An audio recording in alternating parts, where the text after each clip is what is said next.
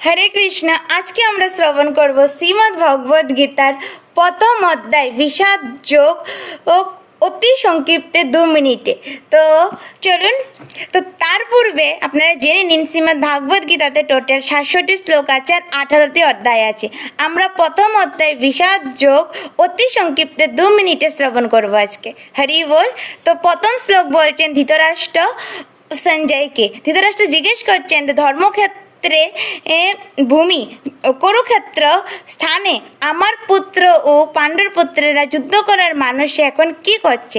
দ্বিতীয় শ্লোকে সঞ্জয় বলছেন ধৃতরাষ্ট্রকে যে রাজা দুর্যোধন দ্রোণাচার্য যিনি কি সেনাপতি ছিলেন ওদের দলের, তার কাছে গিয়ে বিবরণ দিচ্ছে। তো শ্লোক নাম্বার 3 থেকে 11 অবধি দুর্যোধন বিবরণ দিচ্ছে যে দুর্যোধনের পক্ষে মতলব কৌরবদের পক্ষে ও পাণ্ডবদের পক্ষে কারা কারা বিশিষ্ট আছে। তো তারপর বলল যে পাণ্ডবদের সমতুল্য কারা কারা আছে শ্লোক নাম্বার 4 থেকে 6 অবধি ওদের নাম আছে। তারপর 7 নম্বর শ্লোক থেকে কারা কারা দুর্যোধনের পক্ষে বিশিষ্ট আছে ওদের কথা বলা হলো। তারপর শ্লোক নাম্বার 10 আর 11 বলছে যে দুর্যোধনের যে কৌরবরা ওরা মানে ওদের সেনাপক্ষ অসীমিত, ওরা পূর্ণরূপে ভীষ্ম দ্বারা সুরক্ষিত ও পাণ্ডবদের সেনাপক্ষ সীমিত, ওরা সতর্কভাবে ভীম দ্বারা সুরক্ষিত, মানে কম্প্যারিজন করছে। তারপর বলছে যে 11 যে আপনি ও বাকিরা আপনারা সবাই ভীষ্মদেবকে সাহায্য করবেন। তো এখানে সমাপ্ত হলো যে কারা কারা বিশিষ্ট আছে, কম্প্যারিজন ইত্যাদি। তারপর শ্লোক নাম্বার 12 থেকে শঙ্করধ্বনি শুরু হলো। তো এটা শুরু হলো পিতামহ ভীষ্মের দ্বারা। তো শ্লোক নাম্বার 12 থেকে 19 অবধি এটাই চলছে যে তারপর অন্যান্যরা অন্য বাদ্যযন্ত্র বাজতে লাগলো। তারপর কৃষ্ণের রথ আসলো, মাধবের রথ অর্জুনকে নিয়ে। হ্যাঁ, শ্লোক নাম্বার 13-তে।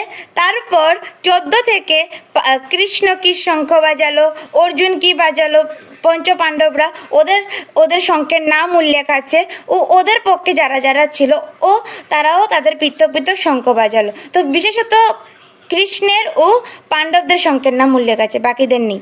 তারপর শ্লোক নাম্বার 20-তে সঞ্জয় বলছে অর্জুনের অবস্থা। তো অর্জুন ধনুক হাতে নিয়ে কৃষ্ণকে বলছে। তার পূর্বে 19 নম্বর শ্লোকে ওই শঙ্কর ধ্বনি মানে পৃথিবী ও আকাশকে কাঁপিয়ে দিয়েছে ও ধৃতরাষ্ট্রের পুত্রদের হৃদয় কম্পন করছিল ওই শব্দের ধ্বনি শুনে, এটা বলা আছে। তারপর 20 নম্বর শ্লোকে অর্জুন অবস্থা বলল যে অনুমান চিহ্নিত রথে অর্জুন দাঁড়িয়ে আছে ও শস্ত্র নিয়ে কৃষ্ণকে 21 নম্বর শ্লোকে বলছে যে 21 নম্বর থেকে 24 নম্বর শ্লোকে অর্জুন বলছেন যে হে পার্থ, আমার রথটিকে উভয় পক্ষের সেনাদের মাঝখানে স্থাপন করো যাতে আমি দেখতে পারি কারা কারা যুদ্ধ করতে এ অভিলাষ এসেছে ও কারা কারা কাদের সাথে আমার যুদ্ধ করতে হবে ও কারা কারা দুর্যোধনের মানে পক্ষে ভালো হওয়ার জন্য যুদ্ধ করতে এসেছে। তো অর্জুন প্রথম 21 নম্বর শ্লোকে বলেছে। তারপর 24 নম্বর শ্লোকে রথ উভয় পক্ষের সেনাদের মাঝখানে স্থাপন করা হলো। তারপর 24 থেকে 30 অবধি ওই অর্জুন শুধু কেবল তার কৌরবদের মধ্যে তার আত্মীয় স্বজনদের দেখতে পাচ্ছে, বন্ধু, শালক, সম্বন্ধী, পিতামহ, পুত্রতুল্য, পৌত্রতুল্য, ওদের সবাইকে দেখতে পাচ্ছে। তারপর 31 নম্বর শ্লোকে ওদেরকে দেখে ও অর্জুন কৃপাবিষ্ট হয়ে 31 নম্বর শ্লোক থেকে বলছে যে হে মানে তার অবস্থা বলছে ওদের রণভূমিতে আত্মীয় স্বজনদেরকে দেখে, হ্যাঁ, যে তার মুখ শুকিয়ে যাচ্ছে, গা জ্বালা করছে, রোম হর্ষ হয়ে যাচ্ছে, মানে রোম দাঁড়িয়ে যাচ্ছে। তারপর গান্ডীব হাত থেকে পড়ে যাচ্ছে, ও আর স্থির থাকতে পারছে না, মন ভ্রমিত হচ্ছে। তো 31-35 অবধি তার বর্ণনাও দেওয়া আছে। 36 নম্বর শ্লোকে অর্জুন বলছে যে আমাদের যুদ্ধ করা একদমই উচিত হবে না, পাপ আশ্রয় করবে।